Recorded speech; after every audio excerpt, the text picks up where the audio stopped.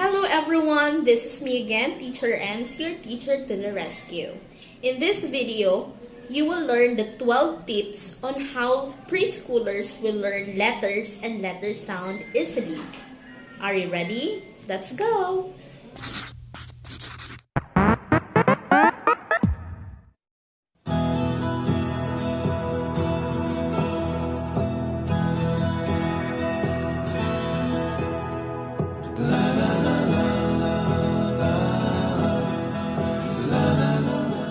Preschoolers are fast learners because they are energetic and curious to get answers about anything they see or hear.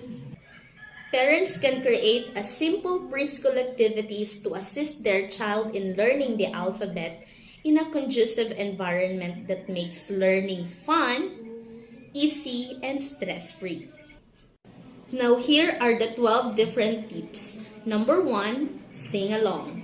Singing uplifts mood or spirit. Not only that, it can also help to improve memory of a certain topic or skill. Up to the ceiling, down to the floor, left to the window, right to the door. Mama kissed me, Papa kissed me, now I know my ABC. Second, make it a game. Children are energetic and would love to play games with their peers and adults. So you can choose a child's favorite game and incorporate the alphabet in it. Here are some fun and simple activities. First, the fishing game. The child will let the baby letter M swim to its mommy letter M. Next is the letter T. And the last one is the letter O. Next is planting the letter carrot. First, you have to choose the 3 letters and let them plant the letter that you're telling them one by one. For example, let them plant the letter A. Next, plant the letter P. Lastly, plant the letter S. Third, use charts. The ABC chart is useful when teaching preschoolers because it contains letters and its specific pictures. And that picture next to a letter will help child connect the sound with a letter. Fourth, practice erasing, tracing, imitating, copying, and writing letters. Your child will first learn to trace letters. Don't forget to say the sound of the letter while you're tracing it, like S, S, T,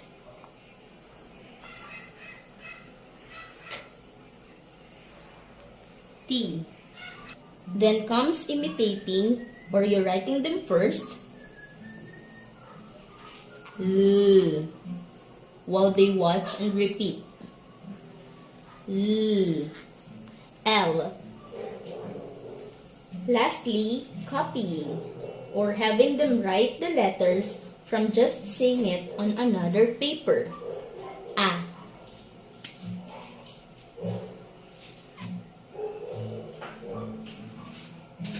A. A. Fifth, read. Any child who frequently hears their parents or guardian read to them will likely to develop the habit of reading. There are different ways to help your child recognize the letters and associate their sounds while reading.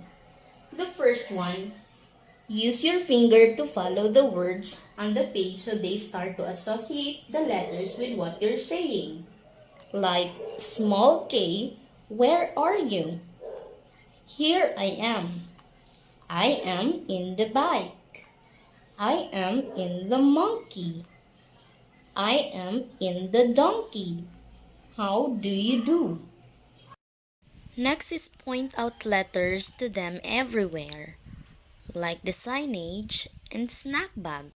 Sixth, Match uppercase and lowercase letters. Each of the alphabet has uppercase and lowercase letter. Uppercase is the big letter, lowercase is the small letter. The children may be confused if they are used to the uppercase only.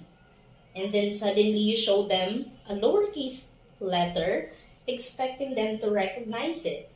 Therefore, you want them to look at both uppercase and lowercase letters when learning. The lowercase letters are the ones that they will see more often when they read or see words, so they are actually more important. Once they begin learning, let them practice matching the letters. But don't forget to say the letter and the letter sound. S, S, L,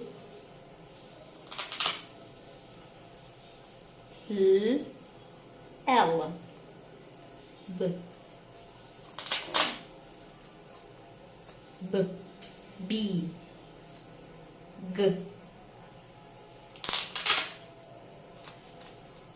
G, G, M, M,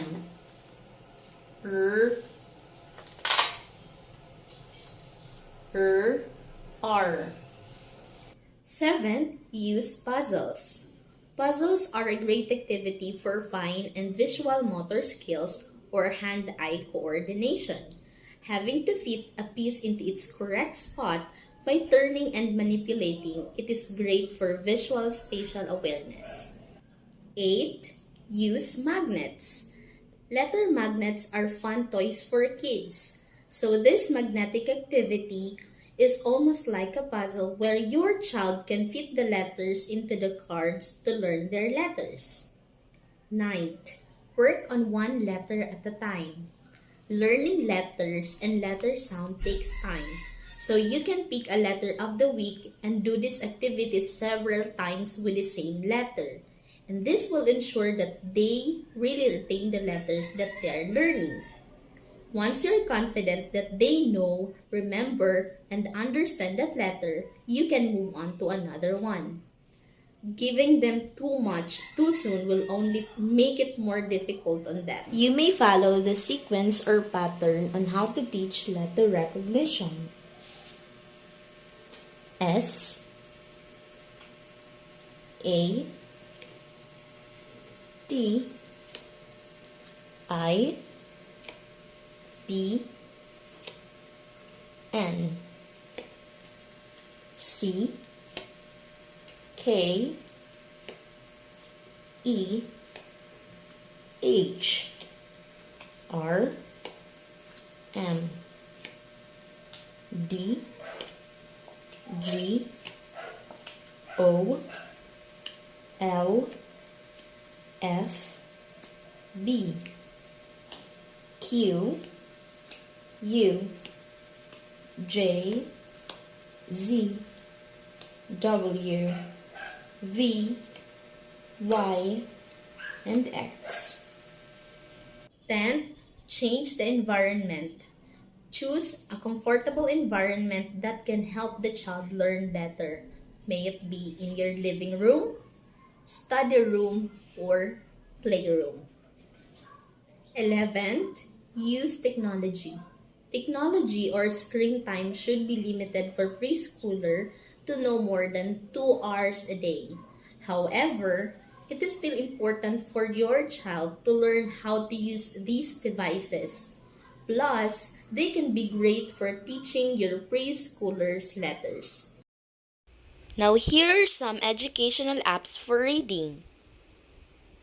ABC Kids Tracing and Phonics, Beanie ABC Games for Kids Preschool Learn, Kindergarten Kid Learning Game, Kids Learn to Read Light, Endless Alphabet, and Learn to Read ABC Letters Phonics Game. 12th, sort letters. Letter sorting will be useful after the child has learned and understood the basics. As you start advancing, you can put letters in a bucket or any materials you can use and ask him or her to pick letters. Every time they pick letters, encourage them with a clap or a song. Encourage them to sort the letters, the uppercase and the lowercase.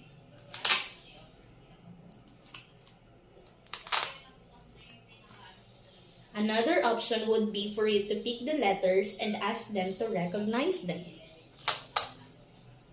Like R, M. The child needs to say which letter they picked so that next time they will remember it. B, M, L,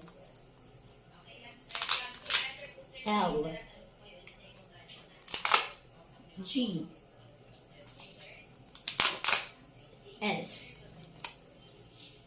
Always remember to encourage them even when they get the answer wrong, because the main purpose here is to help your children learn. You can also have some stars, happy face, even snap as an incentive or reward so that your child does not get bored. That's all for today's video. Hope you learned something from Teacher Ems. Thank you for watching and don't forget to subscribe. Bye!